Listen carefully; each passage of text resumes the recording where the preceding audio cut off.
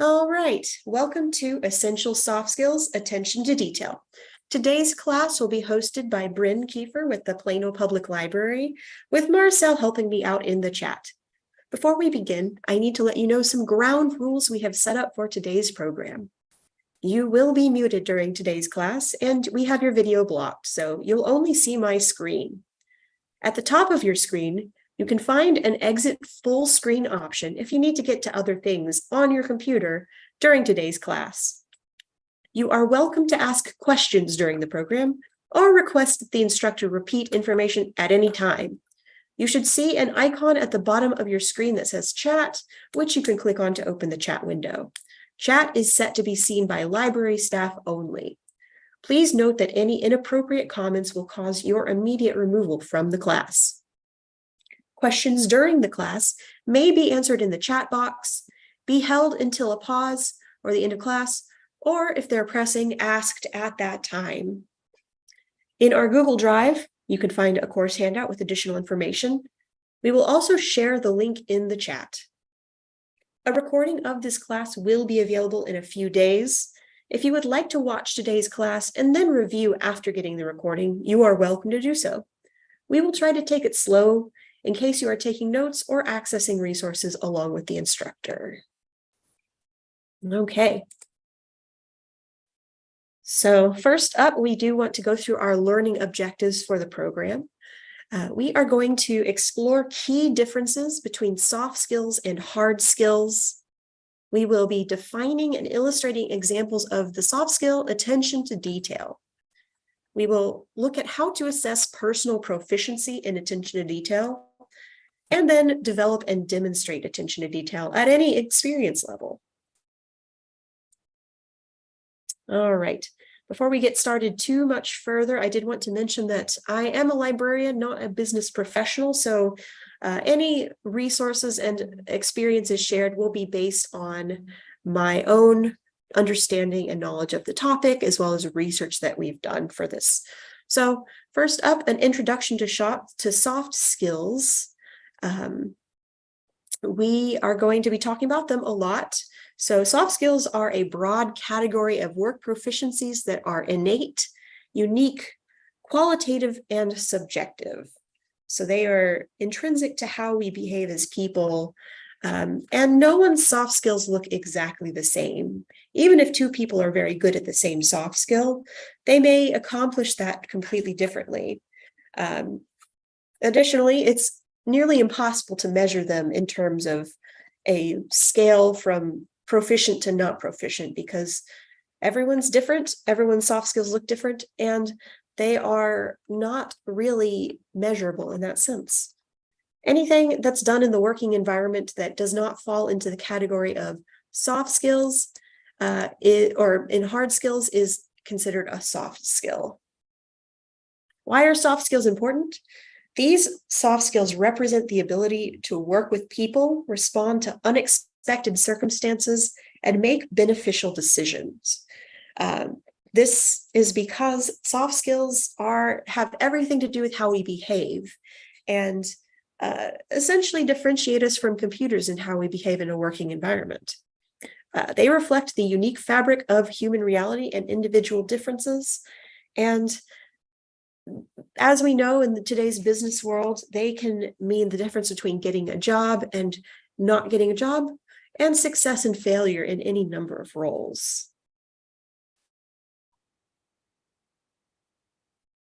Here we have a diagram of the differences between hard skills and soft skills. Hard skills are learned primarily through study and education, and often people that are proficient in them can demonstrate that through certifications, degrees, portfolios, and other methods of concrete examples. Accounting, coding, copywriting, all examples of hard skills that can be demonstrated. There are also creative hard skills, such as proficiency with drawing, for instance, which could be considered a hard skill. However, soft skills are learned primarily through experience and practice. While sometimes they can be considered innate to how we are born and raised, it's usually possible to learn or increase soft skills. They're often demonstrated through references, testimonials, anecdotes, and people's impressions of your soft skill abilities are developed over time. Some examples include communication, creativity, work ethic. Some of the other programs in this series that we're talking about are dependability and leadership, and of course, attention to detail. Both soft and hard skills can be learned and developed, and both soft and hard skills are incorporated into how you are reviewed at your job in many aspects of life. So we're looking specifically at, let's see here, the soft skill attention to detail. So attention to detail, we are defining as the ability to complete a task while paying thorough attention and thorough concern to all aspects of the project, no matter how small. People that have high attention to detail are often very meticulous, organized, and vigilant in completing complicated tasks, and it can make a big difference in the quality of work produced. If you think of somebody you know that has a high attention to detail, you can probably imagine that in almost all circumstances, work that they complete will be free of errors for the most part, will be have thought through a lot of different possible foibles or potential issues, and will likely be free of typos. This encompasses your ability to monitor your quality of work. So when you monitor your quality of work, that essentially catches many of the errors that might otherwise be present. And you want to also ensure that information is complete and accurate. So if you are working with like a report or something like that, attention to detail would include reference checking yourself and fact checking any sources or quotes that you use. You essentially want to make sure you're crossing all your T's and dotting your I's. Before we go any further to talk about this in more detail, are there any questions in the chat? There are no questions at this time. Fantastic. If you do have questions at any point or would like me to repeat something, please feel free to share in the chat. So next we are going to talk about assessing your soft skills and assessing your attention to detail. So a lot of these techniques that we have listed here might apply to many or most soft skills. We do have some examples of how we can do that with attention to detail specifically. So when you're trying to assess how attentive to detail you are, the best place to start is by reflecting on your personal and professional life and reviewing your existing strengths and weaknesses. In the case of attention to detail, that might actually look a lot like examining your final products and basically retrospectively considering whether you demonstrated attention to detail there. You can determine by looking at an article and either proofreading it or having someone else proofread it, whether it contains that attention to detail, whether the facts in it are correct, the grammar is correct, whether all deliverables have been successfully completed. And if not, you can try to determine why that is.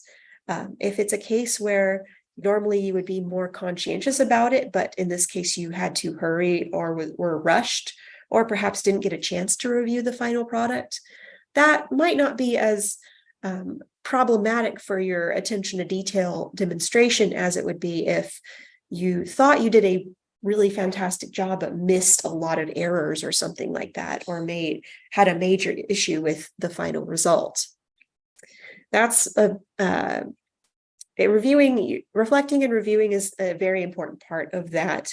It's also a good idea to ask for feedback from trusted peers, supervisors, family and friends. Most likely people can tell you whether they've noticed that you are attentive to detail or detail-oriented. That's not to say that not being detail-oriented is necessarily a problem in many cases, but usually people that are imagining and trying to see the big picture may not be as focused on the small things, which can be a problem in some circumstances. There are also online assessments you can take. And we have actually linked, which you are not able to access the link, but we can put it in the chat at some point. We have found the Fingerprint for Success has a free assessment for attention to detail. Let me see if I can get that to Maricel to share.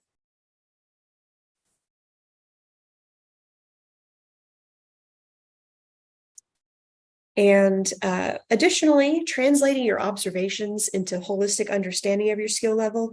This is a bit of synthesis that involves taking a broad look at all of the observations you've made, all of the feedback you received, and determining what that means for your attention to detail. So for instance, if you determine that in most cases you're very attentive to detail, but when you are experiencing a high workload or you feel rushed, you might skip that vital step. That tells you something important about this skill.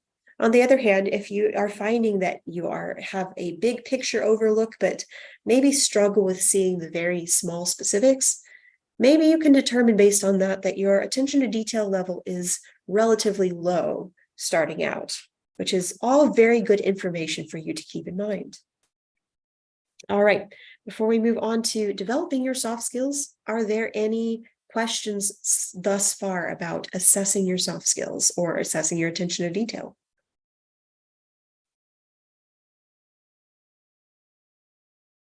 No question at this time. Fantastic. All right, we are going to move into developing your soft skills and developing your attention to detail. So first we have some general suggestions that can be applied to most soft skills. And then because attention to detail is a very particular skill to develop, we have some additional possibilities for working on it or just demonstrating in general.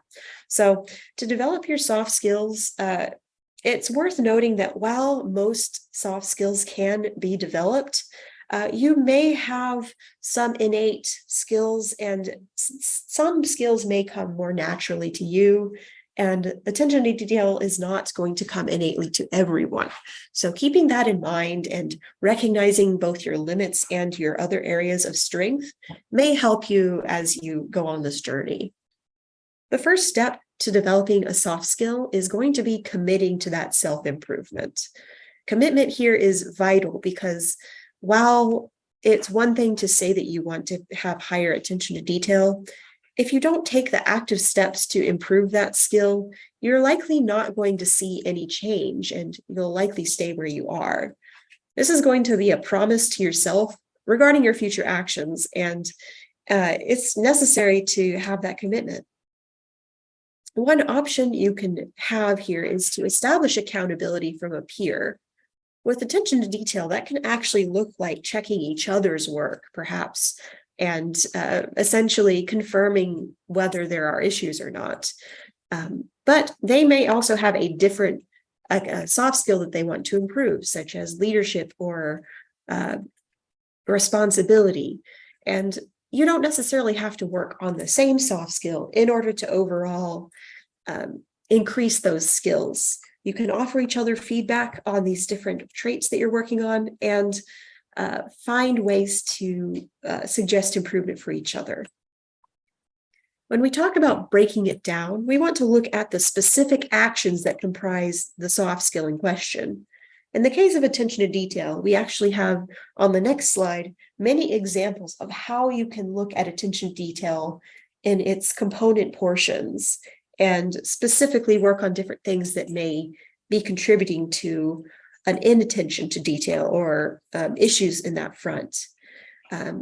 Overall, you'll just want to take these specific steps and add them to your routine. So if that, in the case of attention to detail, means that you need to add a proofreading step, then you might add that to your task list as an explicit item so that you can remember to do that every time, and thus you'll increase that attention to detail.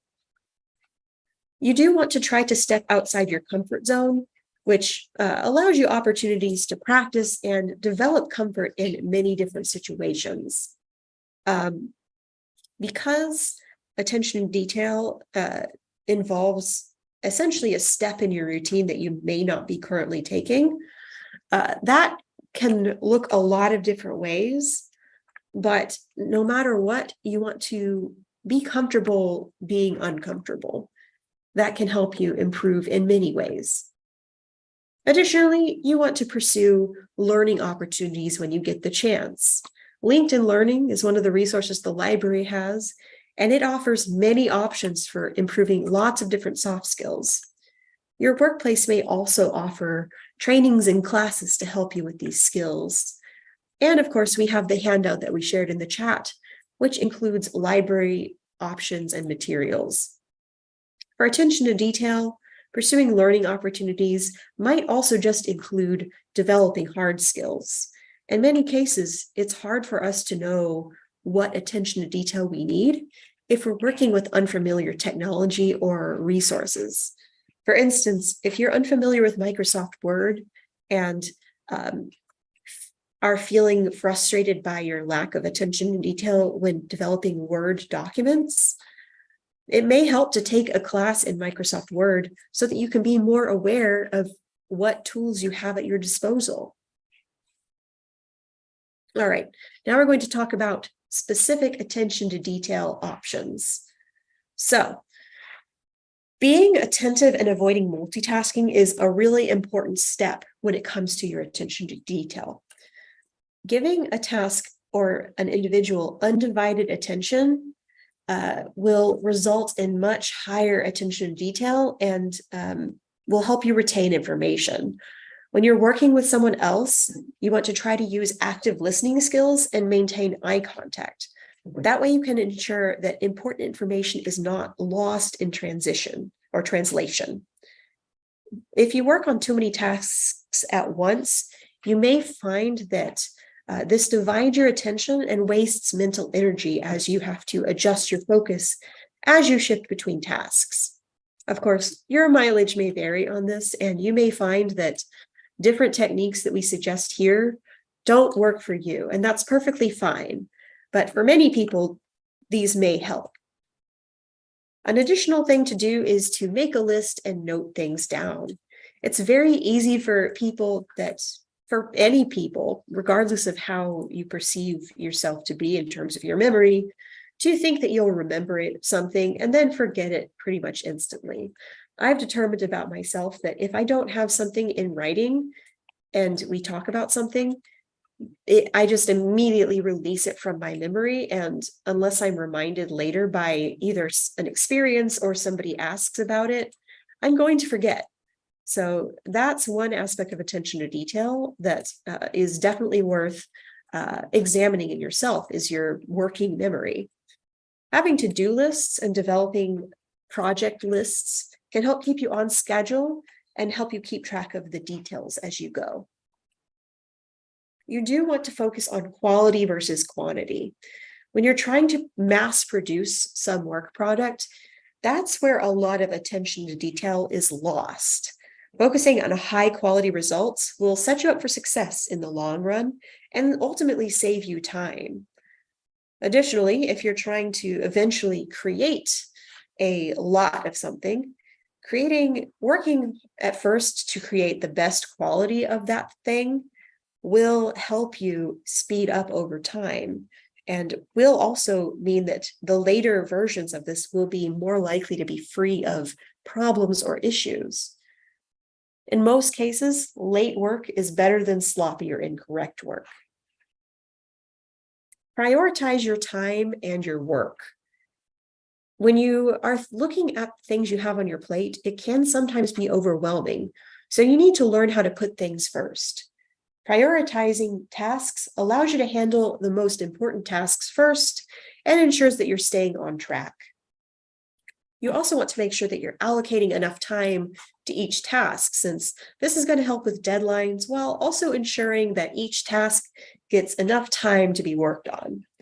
One thing that I like to do when I'm finding that I have an extremely long to-do list is identify the top 3 things that I need to accomplish in that day or week, as that helps me reduce the amount of stress that I'm putting on myself and determine what things I need to devote my mental energy to, which ultimately helps me both increase speed and focus on those things to increase quality as well. You do want to stay away from distractions. This goes back to multitasking, where trying to focus on too many things at once decreases your quality of work and makes it harder to focus. You want to make a note of everything that pulls you away from your concentration and then reduce your access to that. For some people, that may look like switching off your phone, closing your email app at work, or working in a quiet room, or perhaps with headphones. That way you're not distracted by things going on around you. Other work items that are not urgent won't be drawing your attention as you're working on a project, and you won't receive phone calls. This may not be feasible, of course, but overall, you do want to make sure that you are reducing that issue. If you're in a shared workspace, you'll want to put headphones in and play soft music to muddle any distracting noises around you. For some people that may work. For some people, perhaps you would prefer white noise, or a different background noise option. There's all kinds of things out there, and many different preferences in that sense. But regardless, sometimes having a noise that you prefer will help.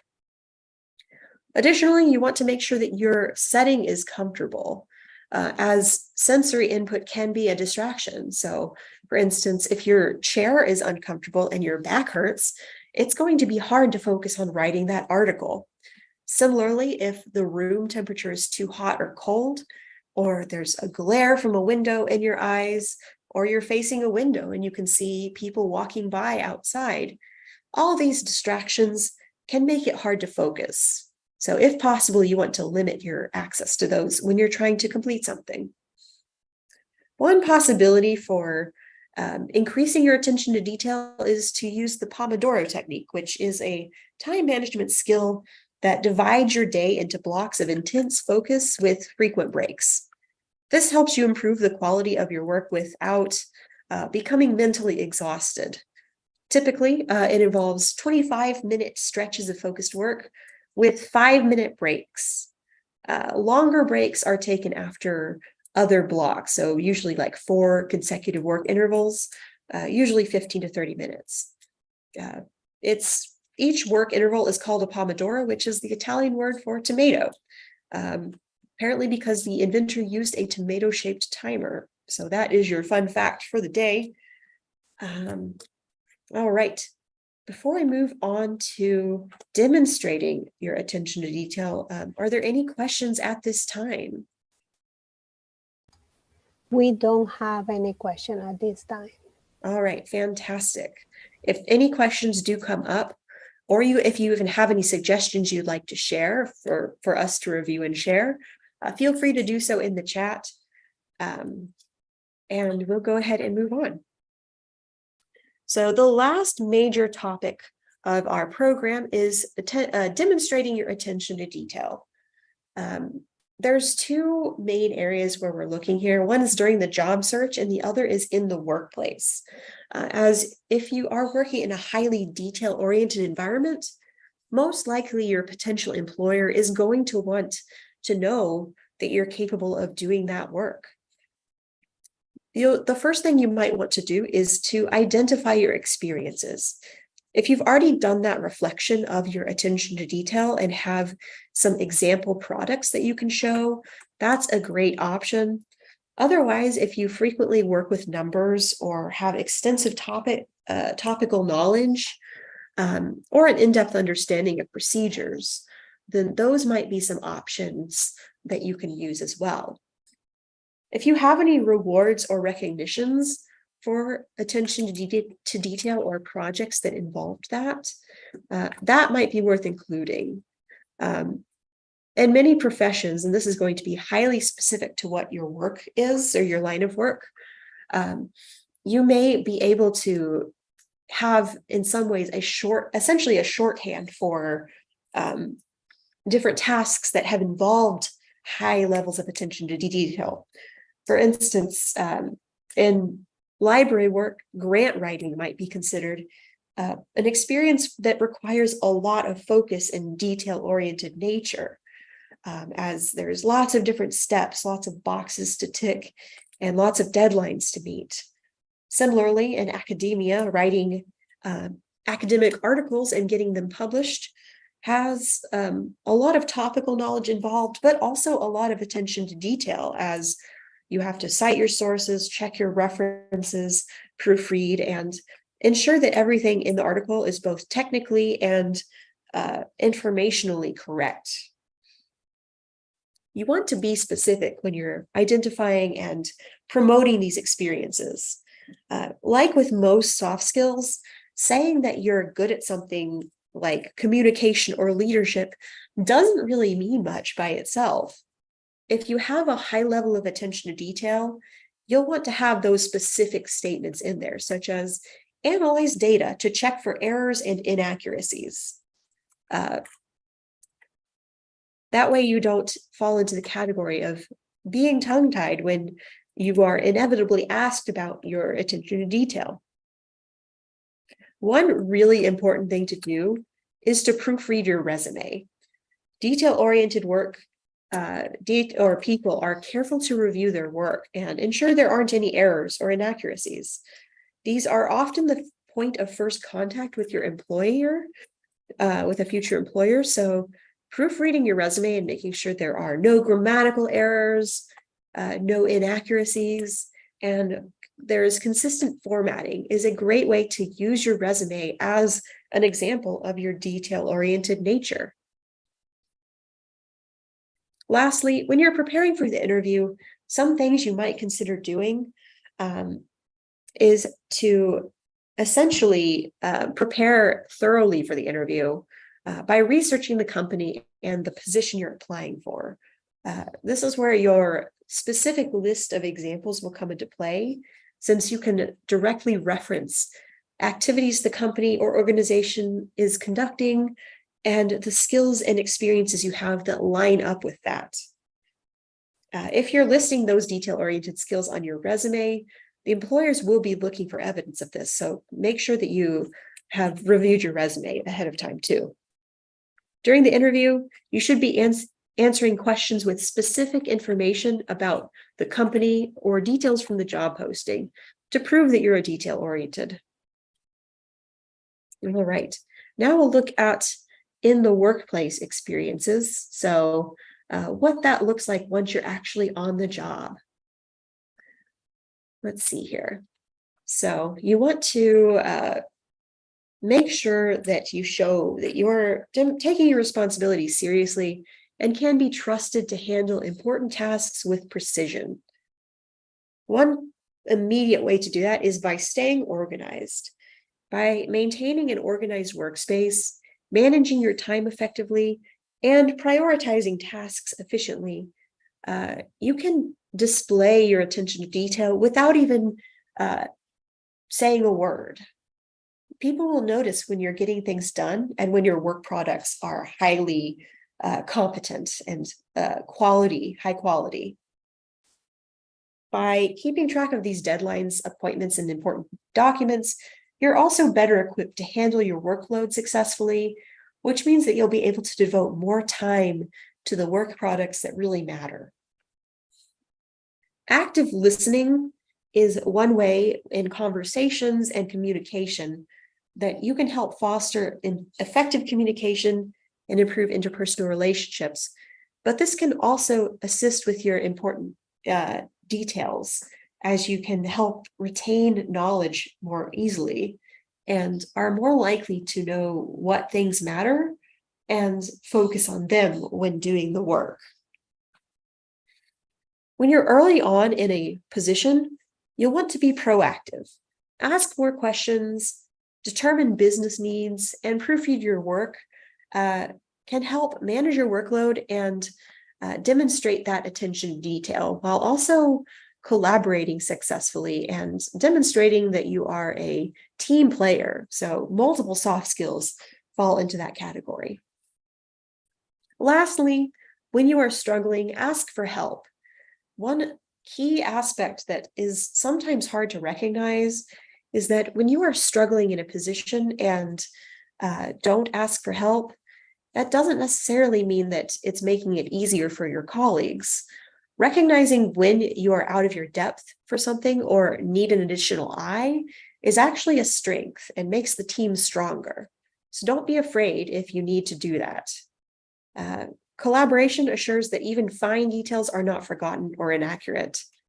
Even the most detail-oriented people sometimes miss things because we're not machines, and this is a challenging skill, especially in a fast-paced society.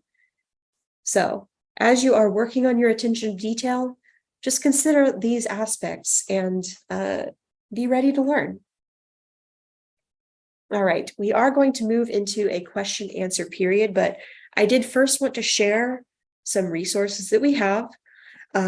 We have the Job Resource Connection program in person at Harrington Library, some Mondays at 6:30 p.m.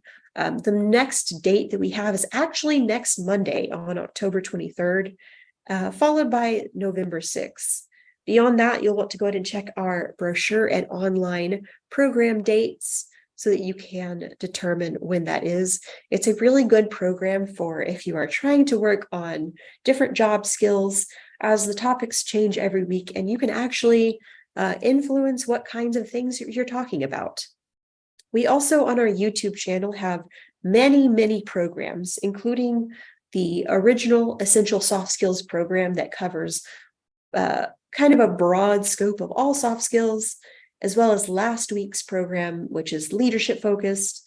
And next week, we will be talking about dependability, the soft skill. We also have Navigate Job and Career Options on YouTube, as well as the Job Seekers Toolkit series that aired last summer. So if you're looking at the specifics of what you need to do to get a new job, that's a great place to start. And of course, our Plano Public Library YouTube channel has our entire virtual programming archive, as well as with your library card, you can access LinkedIn Learning for many topics of interest, both hard and soft skills. Okay, we will now, if you have any questions, now is the time to ask them. I've also included my contact information on the screen, so if you do have any questions, you're welcome to reach out. If you'd like, you can also check out our podcast, which has all kinds of interesting information about the library. But with that, we're going to go ahead and open the floor. So if you have any questions, please drop them in the chat. So far, we don't have any question. All right, fantastic. We'll wait another couple of minutes just to make sure that no one's currently typing away something.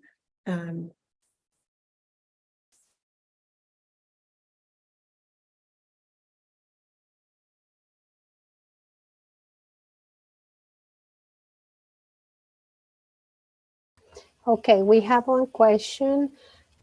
When can we have communication skills training? Communication skills training. That is not a current essential soft skills program that we have, but many of our programs in our history do involve that. Let me see if I can see any immediately on our YouTube channel. If there are other questions, feel free to ask them as well.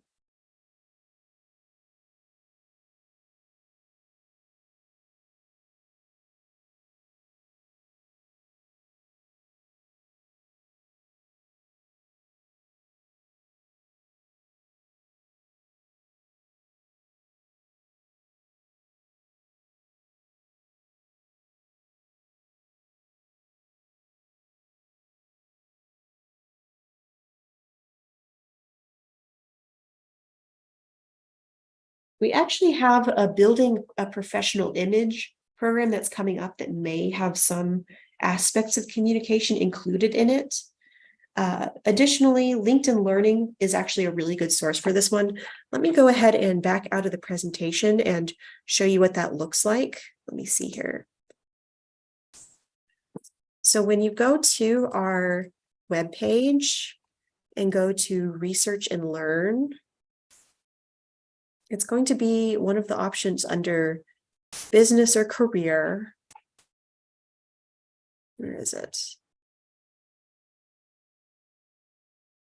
And Get Started.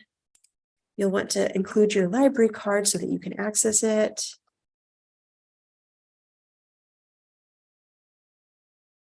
And then once you're in here, you have so many different options. So depending on what aspect of communication you're interested in,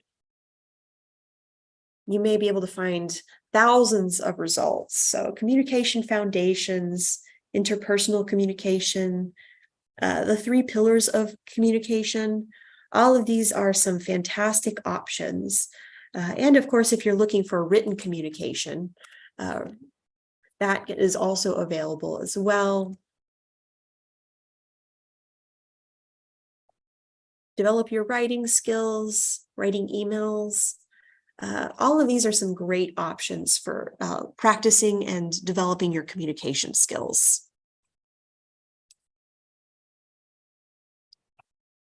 All right, any other questions? No more question at this time. All right. In that case, we're going to go ahead and wrap up. Thank you so much for attending. As I shared, this program will be on our YouTube channel, as well as all of the other virtual programs. And if you are interested in essential soft skills, we have our final program in the series for this semester, which is going to be today's attention to detail. Next week, it's going to be dependability. So if you are thinking about ways that you can be more reliable in your work life or know someone that might benefit from that, that might be a great option. Once again, thank you so much for attending with us, and we hope you have a wonderful day. Bye.